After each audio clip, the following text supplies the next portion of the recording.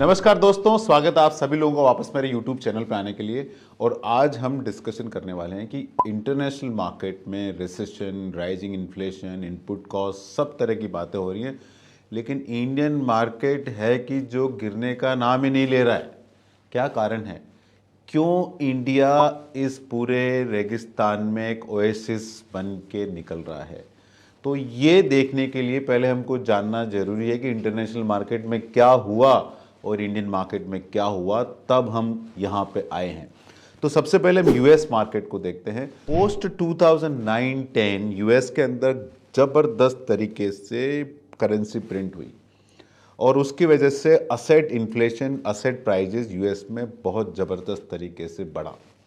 और उसका इम्पैक्ट ये हुआ कि यूएस का जो कॉर्पोरेट प्रॉफिट है वो हिस्टोरिकल हाई नंबर पे गया 2020 के अंदर, कोविड के जस्ट पहले। और कोविड के बाद और क्वांटिटी ईजिंग हुई तो और असेट प्राइस इन्फ्लेशन ज़बरदस्त तरीके से बढ़ा।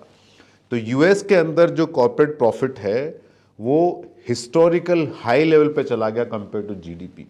और उसके कंसिक्वेंसेस ये हुए कि यूएस का जो मार्केट कैप है कंपेयर टू जीडीपी वो भी 200% के ऊपर चला गया 2021 के आसपास। उसका इम्पैक्ट क्या हुआ कि इवन अगर हम आज का नंबर देखें तो नैस्डैक में 30% करेक्शन आने के बाद भी पिछले 10 सालों में नैस्डैक का रिटर्न 20% कंपाउंडेड रिटर्न है इंडियन रूपी में। इसका मतलब क्या हो गया कि पिछले 10 सालों में जो नैस्डैक का रिटर्न है वो 507% है। मतलब 10 सालों में इस 30% करेक्शन के बाद भी नैस्डैक 5 गुना बढ़ा है। और पिछले 5 सालों में इस 30% करेक्शन के बाद भी Nasdaq has delivered 224% return in Indian rupee. तो जो ग्लोबल करेंसी प्रिंटिंग हुई है उसकी वजह से जो असेट प्राइस इन्फ्लेशन हुआ है वो यूएस में बहुत ज़्यादा हुआ है। और जो प्रिंटिंग ऑफ मनी है वो ज़्यादा पैसा मेन लाइन मार्केट में आने की बजाय वो ज़्यादा पैसा क्रिप्टो के अंदर गया है, लॉस मेकिंग कंपनीज में गया है, प्राइवेट मार्केट में गया है।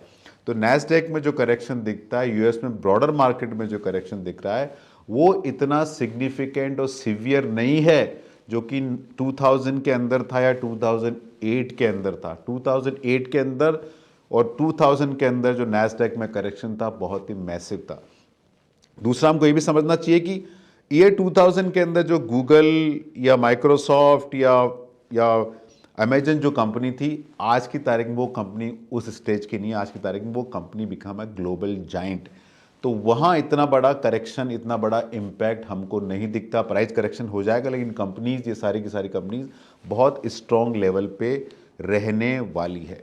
अब ये बात है ग्लोबल रिसेशन का रीज़न क्या, ग्लोबल मंदी का रीज़न क्या, ग्लोबल इन्फ्लेशन का रीज़न क्या है। तो सबसे पहले रीज़न है कि पिछले 15-20 सालों में because of global warming, because of concern on environment, significant amount of money has not gone into fossil fuel capacity expansion. Metal, इन सारी इंडस्ट्रीज को एक सिन इंडस्ट्री बता दिया गया और वहाँ कुछ भी पैसा नहीं गया। सडनली यूक्रेन और रशिया वार हुआ तो मालूम पड़ा कि आपकी एनर्जी सप्लाई सारी स्टॉपेज हो गई। तो energy prices started shorting up और उसकी वजह से उसका जो इम्पैक्ट है वो सारी इंडस्ट्रीज के अंदर आया। इसके लिए इन्फ्लेशन बढ़ा, एक तो ये कारण है। दूसरा बड़ा कारण है कि पिछले 30-40 सालों से चाइना ग्लोबल मार्केट के अंदर प्रोडक्ट सप्लाई कर रहा था। किसी भी कंट्री का जो डोमेस्टिक प्राइजेस है और डोमेस्टिक कॉस्ट है उससे भी कम दाम पे चाइना प्रोडक्ट सप्लाई कर रहा था। तो पूरी 30-40 साल से ग्लोबल इकोनॉमी एक ऐसी आदत में आ गई कि आपको चीज़ें सस्ते दाम पे मिल रही है। पोस्ट कोविड सारी कंट्रीज ने रियलाइज़ किया कि हमको डोमेस्टिक लेवल पे भी कैपेसिटी क्रिएट करनी है अलग अलग इंडस्ट्रीज में। तो जो रेफरेंस पॉइंट है प्राइस का वो चाइना नहीं रहा, रेफरेंस पॉइंट आपका डोमेस्टिक कॉस्ट ऑफ प्रोडक्शन आ गया। तो उसकी वजह से सडनली शॉर्ट अप हुआ इन्फ्लेशन में। तो ये कन्फ्लुएंस ऑफ सारे मैटर एक साथ हुए, huge printing of currency, covid, Ukraine crisis, focus on global warming, ESG, इन सारा चीज़ों की वजह से आज rising input prices, rising commodities prices, rising inflation, rising interest rate, ये सारा हुआ है। अभी क्या होगा देखिए, कुछ दिनों बाद ये बेस इफेक्ट आ जाएगा। मतलब एक साल पहले जो चीज़ 100 रुपये की मिल रही थी अभी 120 रुपए की मिल रही है। अगले साल वो 125 रुपए की मिलेगी। तो 100 से 120 का जर्नी हुआ तो 20% इन्फ्लेशन दिखा, और जब 120 से 125 का जर्नी होगा तो इन्फ्लेशन खाली अपने को 2-2.5% दिखेगा। तो बेस इफेक्ट आते ही इन्फ्लेशन के नंबर कम दिखना चालू हो जाएंगे। इंडिया में क्या हो रहा है? इंडिया में बहुत इंटरेस्टिंग चीज हो रही है। इंडिया के अंदर पिछले 10 सालों में कॉर्पोरेट प्रॉफिटेबिलिटी कुछ खास नहीं बढ़ी है, और उसके हम नंबर चर्चा करेंगे कॉर्पोरेट प्रॉफिटेबिलिटी के, इंडियन इकोनॉमी के, इन सब चीज़ों के नंबर हम देखते हैं। तो इंडिया के अंदर हम देखते हैं तो 2007 का हम कंपैरिजन करते हैं। 2007 के अंदर जीडीपी 9.6% बढ़ रही थी। अभी इंडिया में जीडीपी एक्सपांशन है वो 7% के नीचे है। दूसरा, 2007 में जीडीपी में बहुत बैंकिंग इंडस्ट्री बहुत बड़े लेवल पे बढ़ रही थी। अभी का जीडीपी है मच मोर क्लीनर, क्योंकि अभी जीएसटी रिफॉर्म आ गया है, बैंक का बैलेंस शीट काफ़ी क्लीन है, कॉर्पोरेट बैलेंस शीट काफ़ी क्लीन है। तो अभी जो जीडीपी ग्रोथ है इवन 7% है, but is much much more cleaner. दूसरा, कैपेसिटी यूटिलाइजेशन 2007 के अंदर करीब 92% था, अभी कैपेसिटी यूटिलाइजेशन 70% के आसपास है। बैंक क्रेडिट ग्रोथ 2007 में 23% था, अभी 16% हुआ। उसके पहले तो काफ़ी पीरियड 1-1.5 साल में, और पिछले 10 सालों में corporate credit growth single digit के अंदर था। आईआईपी ग्रोथ नंबर 2007 में 16% थे, अभी आईआईपी ग्रोथ नंबर जो इंडस्ट्रियल प्रोडक्शन है वो 3% के नीचे ही चल रहा है। उसका इम्पैक्ट क्या हुआ कि 2007 में अर्निंग ग्रोथ, अगर हम 2007 का नंबर लें तो पिछले 5 सालों का जो अर्निंग ग्रोथ था वो 260% था 2007 में। अभी का जो अर्निंग ग्रोथ है 97% ही है, which is actually closer to the average number. तो इंडियन मार्केट में न तो इकोनॉमी के अंदर फ्रोथ है, न कॉर्पोरेट अर्निंग के अंदर फ्रोथ है। और उसका इम्पैक्ट क्या हुआ? अगर हम मार्केट के ब्रॉड इंडिकेटर देखें तो 2007-8 में पी मल्टीपल 28 के आसपास था, अभी पी मल्टीपल 20 के आसपास है। तो 2008 का जो पी मल्टीपल था हिस्टोरिकल एवरेज से बहुत ज़्यादा था। आज का पी मल्टीपल है हिस्टोरिकल एवरेजेस के बराबर है। प्राइस टू बुक वैल्यू 2007-8 में 6 का था, आज की तारीख में 4 का, अगेन हिस्टोरिकल नंबर के आसपास एवरेजेस के पास है। थर्ड इंडिकेटर हम देखते हैं dividend yield as a percentage of dividend yield. 2007-8 के अंदर वो 0.84% था, अभी डिविडेंड यील्ड 1.43% है। मतलब dividend yield long term averages के ऊपर है, कम नहीं है। तो Indian economy, Indian corporate profitability और ब्रॉड मार्केट इंडिकेटर 2007-8 के कंपैरिजन में काफ़ी फेवरेबल है। अभी आता है मार्केट का रिटर्न क्या रहा। 2007 के अंदर पिछले 5 सालों में एब्सोल्यूट टर्म में म्यूचुअल फंड, जो सारे म्यूचुअल फंड है एग्रीगेट लेवल पे, उनका एनएवी 5 साल में 800 गुना बढ़ा 2007 में, और अभी 2022 में क्या है? खाली 80% बढ़ा है।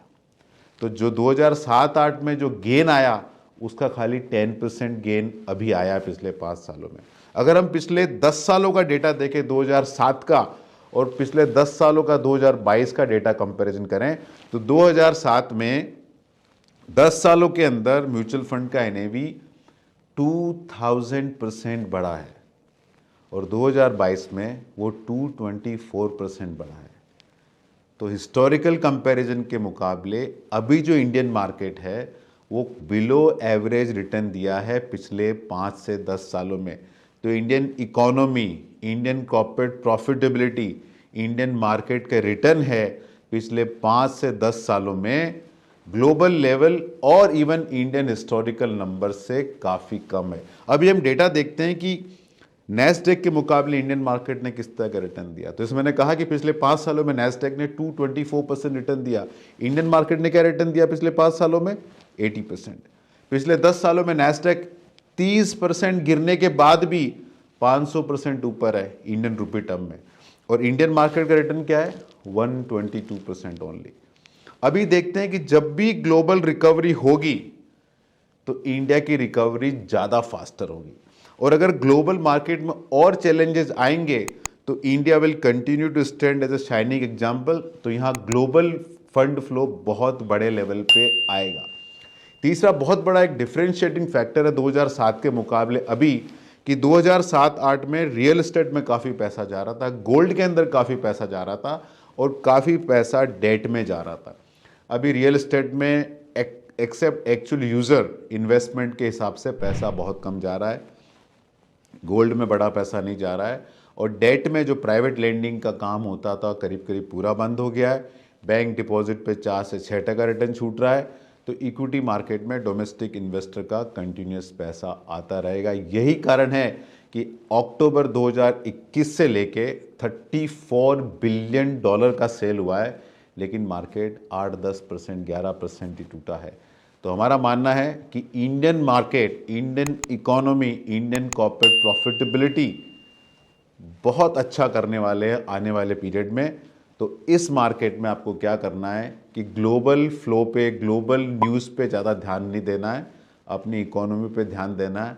वो एक बहुत ही अच्छी स्टेज पे बैठी हुई है और आने वाले पीरियड में आपका बहुत अच्छा पैसा बनेगा। तो हर डिप के ऊपर आप पैसा डालिए, और one of the best way to make money कि आप SIP करिए इंडियन इक्विटीज़ मार्केट के अंदर। ये वीडियो सिर्फ और सिर्फ एजुकेशनल पर्पसेस के लिए है। आपको कहाँ पैसा डालना है, किस असेट कैटेगरी के अंदर डालना है, कितना डालना है, किस तरीके से इन्वेस्ट करना है, वो आप अपने म्यूचुअल फंड डिस्ट्रीब्यूटर और इन्वेस्टमेंट एडवाइज़र से कंसल्ट करके ही फाइनल डिसीजन लीजिए। फाइनली ये आपका पैसा है, ये आपका फ्यूचर है, आप डिसाइड करें। हम इस पूरे प्रोसेस में बहुत ही छोटे इनेबलर हैं। धन्यवाद।